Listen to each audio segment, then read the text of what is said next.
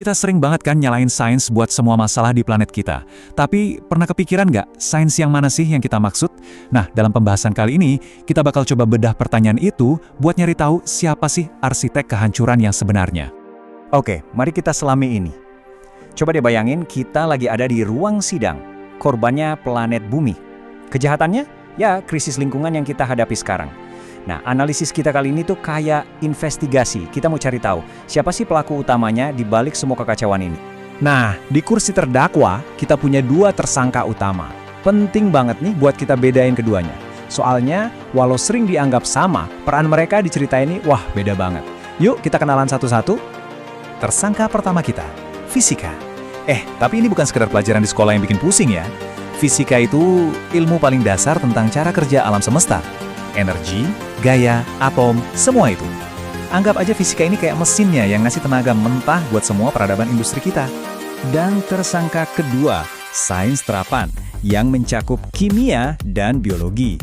Jadi, kalau fisika itu soal hukum dasarnya, sains terapan ini lebih ke gimana cara kita ngotak-ngatik materi secara langsung.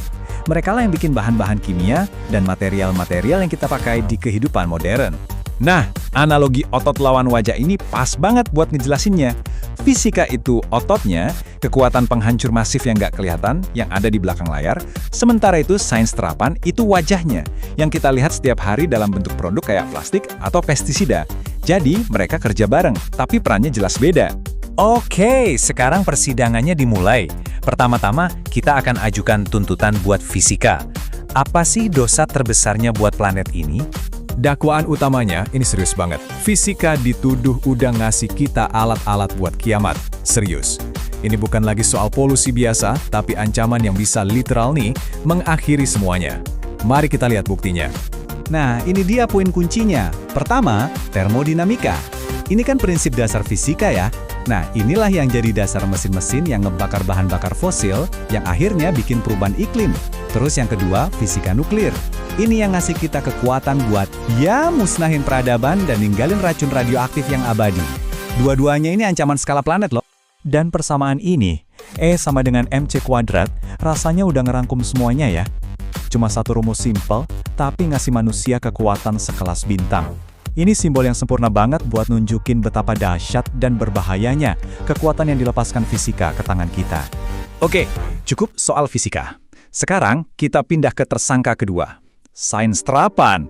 Kejahatannya mungkin nggak seheboh ledakan nuklir, tapi dengan caranya sendiri sama berbahayanya. Dakwaan buat mereka menciptakan warisan racun. Maksudnya mereka bikin racun dan material yang nggak bisa hilang, yang akhirnya mencekik kehidupan di planet ini.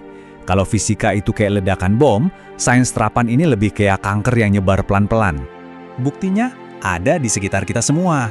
Kimia sintetis ngasih kita plastik, material zombie yang nggak bisa mati dan sekarang ada di mana-mana, bahkan di dalam darah kita. Terus, manipulasi biologis. Ini yang bikin pestisida yang membunuh serangga secara massal, ngerusak rantai makanan, dan ngeracunin ekosistem kita. Kerusakannya emang pelan, tapi mematikan. Oke, kita udah dengerin kasus dari kedua belah pihak. Sekarang waktunya buat kita, para juri, buat nimbang-nimbang semua buktinya sebelum kita kasih putusan. Jadi, siapa yang lebih berbahaya? Coba kita bandingin langsung ya. Kerusakan dari fisika itu sifatnya eksistensial, bisa bikin bumi nggak bisa ditinggalin sama sekali. Sementara sains terapan, kerusakannya itu degradatif, bikin bumi jadi kotor, beracun. Soal kecepatan, fisika bisa cepet banget kayak nuklir. Sains terapan kerjanya pelan, numpuk terus. Dan ini yang paling penting, pemulihan dari kerusakan fisika itu hampir mustahil dalam skala waktu manusia. Jadi, setelah kita timbang-timbang semua bukti, pertanyaannya tetap sama. Siapa yang pegang pisau paling tajam di leher planet kita? Siapa arsitek kehancuran yang paling berbahaya? Menurut analisis ini, jawabannya adalah fisika. Ya, fisika. Mungkin kedengarannya agak aneh, tapi argumen di baliknya kuat banget. Analogi ini nih yang jadi kunci putusannya. Anda bisa tinggal di rumah yang kotor, tapi Anda nggak bisa tinggal di rumah yang lagi kebakar. Paham kan? Sains terapan itu bikin rumah kita, bumi, jadi kotor dan beracun. Tapi, kerusakan dari fisika, kayak pemanasan global dan ancaman nuklir, itu kayak api yang lagi ngebakar rumah kita sampai ludes. Kalau rumahnya udah kebakar, ya nggak ada lagi tempat buat hidup. Eits, tapi tunggu dulu. Apa ceritanya selesai di sini? Setelah fisika divonis bersalah, apa berarti kita udah nemuin dalangnya? Kayaknya ada satu lapisan lagi yang perlu kita kupas nih. Nah, ini dia poin utamanya. Fisika dan sains terapan itu cuma alat. Fisika ngasih kekuatannya, sains terapan nyediain metodenya. Tapi mereka berdua nggak punya niat jahat. Yang ngasih perintah, yang ngarahin alat-alat ini buat eksploitasi habis-habisan, itu adalah motifnya. Keserakahan ekonomi yang nuntut pertumbuhan tanpa henti. Dan ini membawa kita ke kesimpulan akhir. Mungkin pertanyaannya bukan lagi siapa yang salah, tapi apa tanggung jawab kita? Kalau sains itu cuma alat, pertanyaannya sekarang berbalik ke kita. Kita mau pakai alat ini buat apa? Buat eksploitasi terus-terusan, atau buat pemulihan? Nah, itu pertanyaan yang harus kita jawab bareng-bareng.